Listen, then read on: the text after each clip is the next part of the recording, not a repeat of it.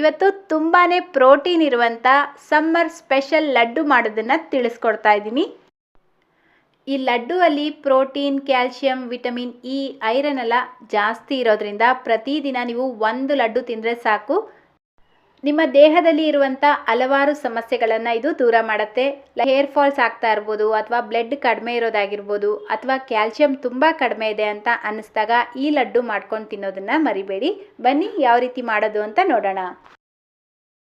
Hi, ನೀವು ನೋಡ್ತಾ ಇದ್ದೀರಾ ಶಾನ್ ಕನ್ನಡ ಚಾನಲ್. ವಿಡಿಯೋ ಇಷ್ಟ ಆದರೆ ಪ್ಲೀಸ್ ಲೈಕ್ ಮಾಡಿ, ಹಾಗೆ ಫ್ರೆಂಡ್ಸ್ ಮತ್ತು ಫ್ಯಾಮಿಲಿಯವ್ರ ಜೊತೆಲಿ ಶೇರ್ ಮಾಡಿ. ಗ್ಯಾಸ್ ಮೇಲೆ ಒಂದು ಕಡಾಯಿ ಇಟ್ಕೊಂಡು 1 ಕಪ್ ಹೆಸರು ಕಾಳು ಹಾಕ್ಕೊಂಡು ಲೋ ಫ್ಲೇಮ್ನಲ್ಲೇ ಇದನ್ನು ಚೆನ್ನಾಗಿ ಕೆಂಪು ಬಣ್ಣ ಆಗಬೇಕು ಅಲ್ಲಿವರೆಗೂ ರೋಸ್ಟ್ ಮಾಡ್ಕೊಳ್ಳಿ. ಹೆಸರು ಕಾಳಿಗೆ ಬದಲಾಗಿ ನೀವು ಹೆಸರು ಬೇಳೆ ಬೇಕಿದ್ರೂ ಯೂಸ್ ಮಾಡ್ಬೋದು. ಲೋ ಫ್ಲೇಮ್ನಲ್ಲೇ ಇದನ್ನು ಇದೇ ರೀತಿ ಮಿಕ್ಸ್ ಮಾಡ್ಕೊಳ್ತಾ ಚೆನ್ನಾಗಿ ರೋಸ್ಟ್ ಮಾಡ್ಕೊಳ್ಬೇಕು. ಯಾವುದೇ ಕಾರಣಕ್ಕೂ ಹೈ ಫ್ಲೇಮ್, ಮೀಡಿಯಂ ಫ್ಲೇಮಲ್ಲಿ ರೋಸ್ಟ್ ಮಾಡಬಾರ್ದು. ಇದು ರೋಸ್ಟ್ ಆಗೋದಕ್ಕೆ 6 ರಿಂದ 7 ನಿಮಿಷ ತಗೊಳುತ್ತೆ.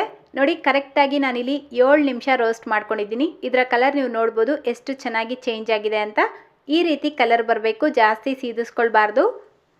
ಈ ರೀತಿ ಕೆಂಪು ಬಣ್ಣ ಬಂದಿದ್ದ ತಕ್ಷಣ ಇದನ್ನು ತೆಗೆದು ಒಂದು ಪ್ಲೇಟ್ಗೆ ಹಾಕಿಟ್ಕೊಳ್ಳಿ. ನೆಕ್ಸ್ಟ್ ಈಗ ಅದೇ ಕಪ್ಪಲ್ಲೇ 1/4 ಕಪ್ ಅಗಸೆ ಬೀಜನ ಹಾಕ್ಕೊಳ್ತಾ ಇದ್ದೀನಿ, ಅಂದರೆ ಫ್ಲ್ಯಾಕ್ಸ್ ಸೀಡ್ಸ್ ಅಂತ ಕರೀತಾರೆ.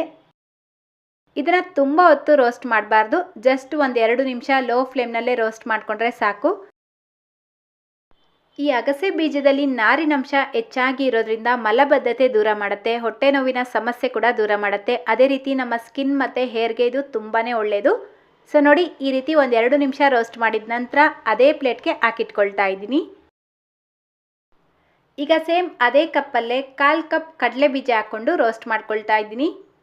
ಕಡಲೆ ಬೀಜನೂ ಅಷ್ಟೇ ಲೋ ಫ್ಲೇಮ್ನಲ್ಲೇ ಚೆನ್ನಾಗಿ ರೋಸ್ಟ್ ಮಾಡಿಬಿಟ್ಟು ಅದೇ ಪ್ಲೇಟ್ಗೆ ಹಾಕಿಟ್ಕೊಳ್ಬೇಕು.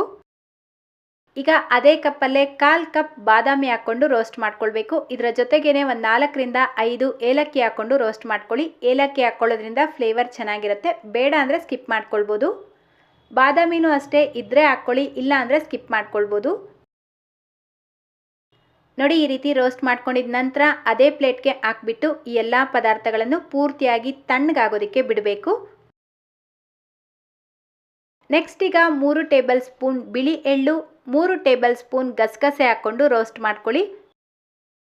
ಜಸ್ಟ್ 1 ಸೆಕೆಂಡ್ ರೋಸ್ಟ್ ಮಾಡಿಕೊಂಡು ಇದನ್ನು ಮತ್ತೊಂದು ಪ್ಲೇಟಲ್ಲಿ ಹಾಕಿಟ್ಕೊಳ್ಬೇಕು. ನೋಡಿ, ನಾವು ರೋಸ್ಟ್ ಮಾಡಿರುವಂಥ ಎಲ್ಲ ಇಂಗ್ರೀಡಿಯೆಂಟ್ಸು ಪೂರ್ತಿಯಾಗಿ ತಣ್ಣಗಾಗಿದೆ. ನೋಡಿ, 1 ಹೆಸರು ಕಾಳನ್ನ ನಾನು ಮುರಿದು ತೋರಿಸ್ತಾ ಇದ್ದೀನಿ. ಒಳಗಡೆ ಈ ರೀತಿ ಕಲರ್ ಬಂದಿರಬೇಕು. ಅಷ್ಟು ಚೆನ್ನಾಗಿ ಇದು ರೋಸ್ಟ್ ಆಗಿದ್ರೆ ಮಾತ್ರ ನೀವು ಮಾಡುವಂಥ ಲಡ್ಡು ಟೇಸ್ಟ್ ಕೂಡ ಚೆನ್ನಾಗಿರುತ್ತೆ. ಸೊ ಹೆಸರು ಕಾಳನ್ನ ರೋಸ್ಟ್ ಮಾಡಬೇಕಾದ್ರೆ ಲೋ ಫ್ಲೇಮ್ನಲ್ಲೇ ಚೆನ್ನಾಗಿ ರೋಸ್ಟ್ ಮಾಡ್ಕೊಳ್ಳಿ. ಮೊದಲು ಹೆಸರು ಕಾಳು, ಕಡಲೆ ಬೀಜ, ಬಾದಾಮಿ ಎಲ್ಲ ರೋಸ್ಟ್ ಮಾಡ್ಕೊಂಡಿದ್ವಿ ಅಲ್ವಾ, ಇದು ಪೂರ್ತಿಯಾಗಿ ತಣ್ಣಗಾದ್ಮೇಲೆ ಒಂದು ಮಿಕ್ಸರ್ ಜಾರ್ಗೆ ಹಾಕ್ಕೊಂಡು ಪೌಡರ್ ಮಾಡ್ಕೊಳ್ಬೇಕು. ನೋಡಿ, ಈ ರೀತಿ ಸ್ವಲ್ಪ ಲೈಟಾಗಿ ತರ್ತರಿಯಾಗಿ ಪೌಡರ್ ಮಾಡ್ಕೊಳ್ಬೇಕು, ಜಾಸ್ತಿ ನುಣ್ಣಗೂ ಪೌಡರ್ ಮಾಡ್ಕೊಳ್ಬಾರ್ದು. ಈಗ ಒಂದು ಮಿಕ್ಸಿಂಗ್ ಬೌಲ್ ತೊಗೊಂಡು ಇದರಲ್ಲಿ ಅರ್ಧ ಪೌಡರ್ನ ಮಾತ್ರ ಆ ಬೌಲ್ಗೆ ಹಾಕ್ಕೊಳ್ತಾ ಇದ್ದೀನಿ. ಈಗ ಉಳಿದಿರುವಂಥ ಈ ಅರ್ಧ ಪೌಡರ್ ಏನಿದೆ ಇದಕ್ಕೆ ನಾನು 1 ಕಪ್ಪಷ್ಟು ಖರ್ಜೂರ ಹಾಕ್ಕೊಳ್ತಾ ಇದ್ದೀನಿ. ಬೀಜ ತೆಗೆದುಬಿಟ್ಟು ಹಾಕ್ಕೊಳ್ಳಿ. ಸೇಮ್ ಅದೇ ಕಪ್ಪಲ್ಲೇ 1 ಕಪ್ ಬೆಲ್ಲ ಹಾಕ್ಕೊಳ್ಬೇಕು. ನಾನಿಲ್ಲಿ ಆರ್ಗ್ಯಾನಿಕ್ ಬೆಲ್ಲ ಅಂದರೆ ಕಪ್ಪು ಬೆಲ್ಲನ ಯೂಸ್ ಮಾಡಿದ್ದೀನಿ. ನಾರ್ಮಲ್ ಬೆಲ್ಲ ಏನಿದೆ ಅದಕ್ಕಿಂತಲೂ ಈ ಬೆಲ್ಲ ತುಂಬಾ ಒಳ್ಳೆಯದು ನಮ್ಮ ಆರೋಗ್ಯಕ್ಕೆ. ಈ ಬೆಲ್ಲನ ನಾವು ಪ್ರತಿದಿನ ಸ್ವಲ್ಪ ಸೇವಿಸ್ತಾ ಬರೋದ್ರಿಂದ ನಮ್ಮ ದೇಹದಲ್ಲಿರುವಂಥ ರಕ್ತಹೀನ ಸಮಸ್ಯೆ ದೂರ ಆಗುತ್ತೆ. ನೋಡಿ, ಇದೆಲ್ಲ ಹಾಕ್ಕೊಂಡಿದ ನಂತರ ಮತ್ತೆ ಇದನ್ನು ಹೈ ಸ್ಪೀಡಲ್ಲಿ ನುಣ್ಣಗೆ ಪೌಡರ್ ಮಾಡಿಕೊಂಡು ಅದೇ ಬೌಲ್ಗೆ ಹಾಕ್ಕೊಳ್ಬೇಕು. ನೆಕ್ಸ್ಟ್ ಈಗ ನಾವು ರೋಸ್ಟ್ ಮಾಡಿ ತೆಗೆದಿಟ್ಕೊಂಡಿರುವಂಥ ಬಿಳಿ ಎಳ್ಳು, ಗಸಗಸೆ ಹಾಕ್ಕೊಂಡು ಇದೆಲ್ಲವನ್ನು ಚೆನ್ನಾಗಿ ಕೈಯಿಂದ ಪ್ರೆಸ್ ಮಾಡ್ಕೊಳ್ತಾ ಮಿಕ್ಸ್ ಮಾಡ್ಕೊಳ್ಬೇಕು.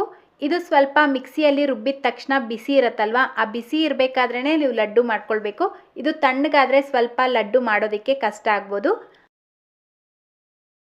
ಇದಕ್ಕೆ ನಾನಿಲ್ಲಿ 1 ಟೇಬಲ್ ಸ್ಪೂನಷ್ಟು ತುಪ್ಪ ಹಾಕ್ಬಿಟ್ಟು ಮಿಕ್ಸ್ ಮಾಡ್ಕೊಳ್ತಾ ಇದ್ದೀನಿ.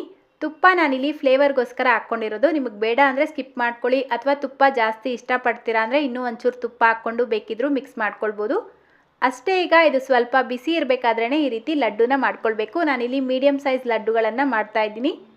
ಅಕಸ್ಮಾತ್ ಇದು ಬಿಸಿ ಇಲ್ಲ, ತುಂಬ ತಣ್ಣಗಾಗೋಯ್ತು, ಲಡ್ಡು ಮಾಡೋದಕ್ಕೆ ಆಗ್ತಾ ಇಲ್ಲ ಅಂತ ನಿಮ್ಗೆ ಅನಿಸಿದ್ರೆ ಈ ಪೌಡರ್ನ ಒಂದು ಪ್ಯಾನ್ಗೆ ಹಾಕ್ಬಿಟ್ಟು ಆ ಪ್ಯಾನ್ನ ಗ್ಯಾಸ್ ಸ್ಟವ್ ಮೇಲೆ ಇಟ್ಟು ಮೀಡಿಯಂ ಫ್ಲೇಮಲ್ಲೇ 2 ನಿಮಿಷ ಇದನ್ನು ಬಿಸಿ ಮಾಡಿಕೊಂಡು ನಂತರ ನೀವು ಬೇಕಿದ್ರೂ ಲಡ್ಡು ಮಾಡ್ಕೊಳ್ಬೋದು. ಅಂದರೆ ಸ್ವಲ್ಪ ಕೈಗೆ ಮುಟ್ಟೋ ಅಷ್ಟು ಬಿಸಿ ಇರಬೇಕು. ನಾನು ಇದನ್ನು ಬಿಸಿ ಮಾಡ್ತಾ ಇಲ್ಲ, ಯಾಕಂದರೆ ಇದು ಲಡ್ಡು ಮಾಡೋ ಕನ್ಸಿಸ್ಟೆನ್ಸಿಯಲ್ಲೇ ಇದೆ. ಅಂದರೆ ಇದು ಸ್ವಲ್ಪ ಬಿಸಿ ಇದೆ ಇವಾಗ. ನೋಡಿ, ಈ ರೀತಿ ಸ್ವಲ್ಪ ಪ್ರೆಸ್ ಮಾಡ್ಕೊಳ್ತಾ ಉಂಡೆ ಕಟ್ಕೊಳ್ಳಿ. ಈ ರೀತಿ ಎಲ್ಲ ಲಡ್ಡುಗಳನ್ನು ಮಾಡಿದ ನಂತರ ಒಂದು ಏರ್ ಟೈಟ್ ಬಾಕ್ಸಲ್ಲಿ ಅಥವಾ ಗಾಜಿನ ಬಾಟ್ಲಲ್ಲಿ ಹಾಕಿ ನೀವು ಆರಾಮ್ಸೆ 15 ದಿನವರೆಗೂ ಸ್ಟೋರ್ ಮಾಡ್ಕೊಳ್ಬೋದು. ತುಂಬ ಚೆನ್ನಾಗಿರುತ್ತೆ, ನಮ್ಮ ಆರೋಗ್ಯಕ್ಕೂ ಒಳ್ಳೆಯದು. ಈ ಲಡ್ಡು ಖಂಡಿತ ಚಿಕ್ಕ ಮಕ್ಕಳಿಂದ ಹಿಡಿದು ದೊಡ್ಡೋರವರೆಗೂ ಎಲ್ಲರಿಗೂ ಇಷ್ಟ ಆಗುತ್ತೆ, ಅಷ್ಟು ರುಚಿಯಾಗಿರುತ್ತೆ.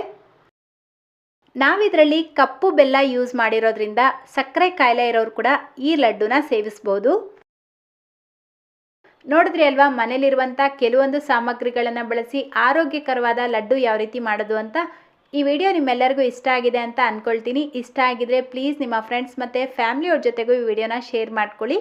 ಚಾನಲ್ಗೆ ಹೊಸದಾಗಿ ವಿಸಿಟ್ ಮಾಡಿದರೆ ಸಬ್ಸ್ಕ್ರೈಬ್ ಮಾಡಿಕೊಂಡು ಪಕ್ಕದಲ್ಲೇ ಬರೋ ಬೆಲ್ ಐಕನ್ನ ಕ್ಲಿಕ್ ಮಾಡ್ಕೊಳ್ಳಿ. ಇದರಿಂದ ನಾನು ಹಾಕುವಂಥ ಪ್ರತಿಯೊಂದು ವಿಡಿಯೋ ನೋಟಿಫಿಕೇಷನ್ ನಿಮಗೆ ಬರುತ್ತೆ. ಸೊ ಇದೇ ರೀತಿ ಮತ್ತೊಂದು ಹೆಲ್ತಿ ಆಗಿರುವಂಥ ರೆಸಿಪಿಯೊಂದಿಗೆ ಸಿಗೋಣ. Thank you.